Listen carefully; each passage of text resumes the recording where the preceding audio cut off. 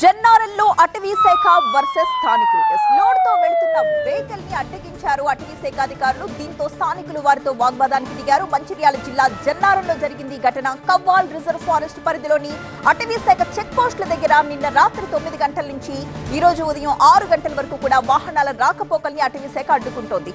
ఈ క్రమంలోనే నిన్న రాత్రి కొత్తగూడ చెక్ పోస్టు దగ్గర పలు వాహనాల్ని సిబ్బంది నిలిపేశారు. ఆ సమయంలో వాహనాల్ని అనుమతించేది లేదు అని చెప్పడంతో వాహనదారులు షాక్ అయ్యారు. చెక్ పోస్టుల దగ్గర రాత్రి వేళ రాకపోకలపై అటవీ శాఖ ఆంక్షలు ఎత్తివేయాలంటూ డిమాండ్ చేస్తున్నారు జన్నారం మండల ప్రజలు. మంచిర్యాల ఆదిలాబాద్ మధ్య అభివృద్ధి కుంటుపడే విధంగా సాగుతున్న అటవీ శాఖ ఆంక్షలపై స్థానికులు మండిపడుతున్నారు. పర్యావరణ సెస్ పేరిట పన్నుల వసూళ్లు, రాత్రి 9 నుంచి ఉదయం 6 వరకు రాకపోకలపై నిషేధంపై సకల జనుల సమ్మెకు పిలుపునిస్తున్నారు.